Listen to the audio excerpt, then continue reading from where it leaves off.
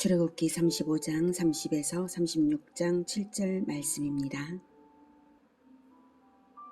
모세가 이스라엘 자손에게 이르되 볼지어다 여호와께서 유다 지파 훌의 손자요 우리의 아들인 부살레를 지명하여 부르시고 하나님의 영을 그에게 충만하게 하여 지혜와 총명과 지식으로 여러 가지 일을 하게 하시되 금과 은과 노수로 제작하는 기술을 고안하게 하시며 보석을 깎아 물리며 나무를 새기는 여러 가지 정교한 일을 하게 하셨고 또 그와 단지파 아이사막의 아들 오홀리압을 감동시키사 가르치게 하시며 지혜로운 마음을 그들에게 충만하게 하사 여러 가지 일을 하게 하시되 조각하는 일과 세공하는 일과 청색, 자색, 홍색 실과 가는 배실로 수 놓는 일과 짜는 일과 그 외에 여러 가지 일을 하게 하시고 정교한 일을 고안하게 하셨느니라. 사랑하는 형제 여러분, 7월 23일 토요일 새벽 묵상에 오신 것을 환영합니다. 우상숭배로 하나님과의 언약을 깨뜨린 이스라엘이 모세의 중보기도로 언약을 회복받은 후에 하나님은 율법의 돌판을 새로 주심으로써 언약서도 회복되었습니다. 그리고 하나님과 백성의 교제 시스템을 세우시기 시작하셨습니다. 그 첫째는 교제의 시간적 시스템으로서 안식일 계명을 다시 강조하여 선포하시고 그 다음으로는 성막 설치를 진행하십니다. 성막 설치는 물질이 필요하고요. 만드는 사람이 있어야 하는데요. 성막 설치 과정에서부터 하나님과 이스라엘 공동체의 교제와 연합이 이루어져야 합니다. 그래서 물목을 발표했더니 백성들이 자발적인 참여로 예물이 모아졌습니다. 30절부터는 성막 제작 일꾼입니다. 30절 모세가 이스라엘 자손에게 이르되 볼지어다 여호와께서 유다 지파 훌의 손자요 우리의 아들인 부살레를 지명하여 부르시고 하나님께서 일꾼을 지명하여 부르셨죠. 부살렐은 원치 않는 일을 억지로 한 것이 결코 아닙니다. 부살렐이 성막 제작의 모든 과정에서 단 한 번도 잘못이 없고 불순종이 없었으므로 부살렐은 성막 제작의 일을 기쁘게 순종한 것입니다. 하나님께서 지명하셨을 때의 순종으로서 자발성을 발휘한 것이죠. 다만 하나님께서 지명의 형식을 취하셨다는 뜻입니다. 지명하셨다는 것은 애초에 하나님께서 일꾼을 작정하셨다는 것을 알 수 있습니다. 네, 맞습니다. 하나님은 일꾼을 작정하십니다. 그러므로 하나님의 일꾼이 되는 자 내면에는 하나님의 일에 대한 소망이 있는 경우가 많습니다. 부살렐이 그랬던 것입니다. 그래서 일관된 순종으로 성막 제작을 흠없이 섬세하게 완성할 수 있었습니다. 하나님이 부살렐을 지명하실 것을 일찍부터 작정하셨다는 것은 유다 지파 훌의 손자임을 밝히는 데서 알 수 있습니다. 유다 지파 훌이 출애굽기 17장에서 등장하는데요. 그 장면을 보시겠습니다. 여호수아가 모세의 말대로 행하여 아말렉과 싸우고 모세와 아론과 훌은 산 꼭대기에 올라가서 모세가 손을 들면 이스라엘이 이기고 손을 내리면 아말렉이 이기더니 모세의 팔이 피곤함에 그들이 돌을 가져다가 모세의 아래에 놓아 그가 그 위에 앉게 하고 아론과 훌이 한 사람은 이쪽에서 한 사람은 저쪽에서 모세의 손을 붙들어 올렸더니 그 손이 해가 지도록 내려오지 아니한지라. 여호수아가 칼날로 아말렉과 그 백성을 쳐서 무찌르니라. 네. 동시대의 동명이인이 성경의 족보에 없기 때문에 이 훌은 바로 부살렐의 할아버지 맞습니다. 모세의 팔을 들어 올린 훌이 부살렐의 할아버지입니다.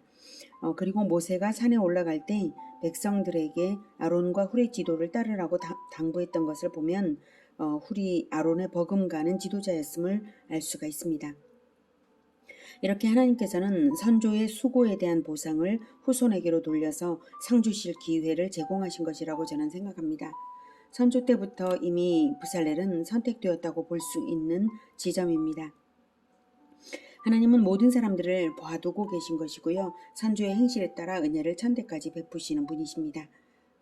출애굽기 20장 6절에서는 나를 사랑하고 내 계명을 지키는 자에게는 천대까지 은혜를 베푸느니라 라고 말씀을 하셨죠. 부살렐은 이렇게 예정되고 지명되었습니다. 부살렐만 그럴까요? 지금 이 시간 쓰임받고 있는 우리들 자신도 하나님께서 오래전에 예정하시고 준비시키시고 인도해 오셨기 때문에 지금 이렇게 쓰임받을 수 있는 것입니다. 하나님의 일꾼은 하나님께서 지명하여 부르십니다. 하나님의 일꾼에게는 그 부르심이 내면적으로나 외적으로 나타나게 되어 있습니다. 하나님은 사람을 준비하시는 분이시고 또한 모든 것을 준비하시는 분이십니다. 사실 성막 재료 물목을 발표했을 때에 이스라엘 백성들이 그것을 부족함 없이 가져왔다는 사실은 그들에게 그것들이 있었기에 가져왔습니다. 그들은 그것을 어떻게 소유하게 된 것일까요? 네, 정답은 하나님께서 미리 주셨기 때문입니다. 그들이 대량의 값진 물목을 소유하게 된 것은 바로 출애굽 때입니다. 출애굽기 3장 20에서 22절을 보면 내가 내 손을 들어 애굽 중에 여러 가지 이적으로 그 나라를 친 후에야 그가 너희를 보내리라. 내가 애굽 사람으로 이 백성에게 은혜를 입히게 할지라. 너희가 나갈 때에 빈손으로 가지 아니하리니 여인들은 모두 그 이웃 사람과 및 자기 집에 거류하는 여인에게 은폐물과 금폐물과 의복을 구하여 너희의 자녀를 꾸미라. 너희는 애굽 사람들의 물품을 취하라. 4장 네, 출애굽 때에 하나님의 심판을 10번이나 겪은 이집트 백성들의 눈에는 이스라엘 백성들이 매우 두려운 존재가 되었고요. 그리고 어떻게든 이스라엘 백성들에게 잘 보여서 은혜를 얻고자 해서 값진 물품들을 선물했던 것입니다. 이렇게 하나님은 모든 것을 예비하시는 하나님이십니다. 그래서 무언가 하나님 나라 건설 사업에 있어서 대단한 자원이 필요하다 할지라도 우리가 물질에 대한 염려를 할 것이 아니라 다만 자원하는 열심을 가지면 되는 것입니다. 하나님 나라 건설을 위한 일에는 하나님께서 사람과 물질을 다 준비하십니다. 31절 하나님의 영을 그에게 충만하게 하여 지혜와 총명과 지식으로 여러 가지 일을 하게 하시되 금과 은과 노수로 제작하는 기술을 고안하게 하시며 네, 하나님이 사람을 준비시키는 측면은 그 사람에게 재능을 미리 주시고요. 헌신하고 싶게 감동시키시고 마음 안에서 일하십니다. 그리고 순종하며 헌신하면 재능을 더욱 키워주시고 더 크게 사용하십니다. 고안하게 하셨다는 표현은 부살렐이 만들어보지 않은 기구, 세상에 없는 기구를 만들 창의성을 발휘하게 하셨다는 것입니다. 실천적인 사람들은 이것을 체험적으로 압니다. 도전적인 실천을 하는 순간에 창의성이 발휘되는 자신을 발견하고는 하죠. 하나님을 위한 열심히 일어나면 즉시 실천하시기를 권해드립니다. 그 순간에 하나님은 역사하시고 해보지 않은 일도 멋지게 성취해내는 기적, 하나님의 기적을 이끌어내는 사람이 될 것입니다. 동역자도 하나님이 붙이십니다. 34절 또 그와 단지파 아히사막의 아들 오홀리압을 감동시키사 가르치게 하시며 네, 오홀리압을 붙여주셨는데요. 동일하게 창의성을 부여해 주셨고요. 특히 오홀리압은 가르치는 일을 할 재능도 주셨다는 뜻입니다. 성막을 제작하는 일이 여러 사람의 협력 작업으로 되어야 할 일이고 세상 어디에도 없는 기구를 하나님의 말씀대로 정밀하게 제작해야 하는 일이라서 일꾼들을 지도하며 정교한 지침과 시범으로 가르쳐야 했을 것입니다. 이러한 일을 오홀리압이 부살렐을 도와서 진행한 것입니다. 우리가 하나님께 무엇을 바친다고 해서 하나님으로부터 오지 않는 재능이나 재물이 있나요? 그런 것이 없습니다. 하나님의 손에서 받아서 하나님께 다시 올려드리는 것뿐입니다. 하나님은 우리의 자원하는 마음, 자발적 헌신을 무한히 기뻐하신다는 이 사실을 우리가 생각하고 내가 뭘 잘 할 줄 모른다고 뒤로 물러설 것이 아니라 힘껏 섬기는 것이 좋은 것입니다. 하나님께서는 하나님께 상 받기를 기대하고 하나님의 뜻을 찾는 자를 찾으십니다. 히브리서 11장 6절에는 믿음이 없이는 하나님을 기쁘시게 하지 못하나니 하나님께 나아가는 자는 반드시 그가 계신 것과 또한 그가 자기를 찾는 자들에게 상 주시는 이심을 믿어야 할지니라 라고 말씀하고 있습니다. 자기를 찾는 자들에게 상 주시는 분이십니다. 하나님은. 그래서 하나님의 뜻을 찾고 찾으면서 하나님을 섬겨서 상 받기를 바라야죠. 교회는 무엇을 꼭 잘해야 하는 공동체가 아니라 자원하는 공동체가 되어서 부족한 중에서도 자원하는 그러한 아름다운 모습을 보여야 하겠습니다. 하나님 나라 교회 공동체를 위하여 자원하며 섬기며 상 받기를 기대하고 나아가시기를 권해드립니다. 36장 36장 부살렐과 오홀리압과 및 마음이 지혜로운 사람 곧 여호와께서 지혜와 총명을 부으사 성소에 쓸 모든 일을 할 줄 알게 하신 자들은 모두 여호와께서 명령하신 대로 할 것이니라. 모세가 부살렐과 오홀리압과 및 마음이 지혜로운 사람 곧 그 마음에 여호와께로부터 지혜를 얻고 와서 그 일을 하려고 마음에 원하는 모든 자를 부르매 그들이 이스라엘 자손의 성소의 모든 것을 만들기 위하여 가져온 예물을 모세에게서 받으니라. 그러나 백성이 아침마다 자원하는 예물을 연하여 가져왔으므로 성소의 모든 일을 하는 지혜로운 자들이 각기 하는 일을 중지하고 와서 모세에게 말하여 이르되 백성이 너무 많이 가져오므로 여호와께서 명령하신 일에 쓰기에 남음이 있나이다. 모세가 명령을 내리매 그들이 진중에 공포하여 이르되 남녀를 막론하고 성소에 드릴 예물을 다시 만들지 말라. 하매 백성이 가져오기를 그치니 있는 재료가 모든 일을 하기에 넉넉하여 남음이 있었더라. 네. 여기서 1절은 35장 30절부터 모세가 말한 부분인데요. 부살렐과 오홀리압을 지명하여 부르셨다고 선언하는 그 끝부분입니다. 부살렐과 오홀리압을 최고 지도자로 해서 많은 사람들에게 자원하여 나아오라고 하고 있습니다. 1, 2절에서 이 세 가지 사역 원칙이 발견이 되는데요.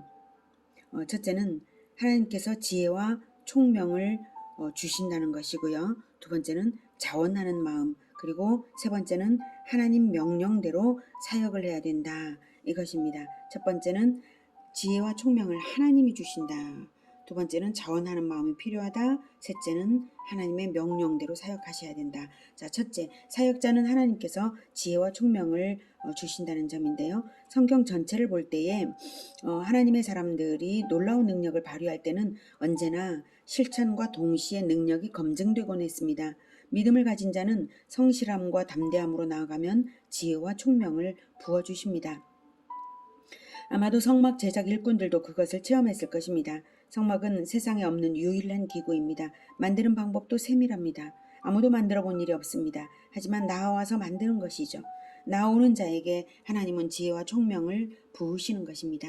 교회 일도 자원하여 나아가는 자에게 능력을 부으십니다. 그리고 그 사역의 과정에는 하나님과의 교제가 충만해집니다. 두 번째, 사역은 자원하는 마음으로 한다는 것입니다. 하나님은 자유의지를 사람에게 주셨습니다. 왜 자유의지를 주셨을까요? 피조물에게 자유의지를 주신 일은 굉장히 사실 위험스러운 일인데도 사람에게만큼은 자유의지를 주셨습니다.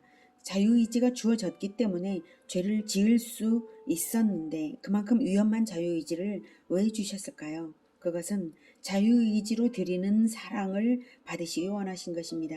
하나님 사랑은 자유의지로 드려지는 것이기 때문입니다. 자원하여 드리는 만큼 하나님을 사랑하는 것입니다.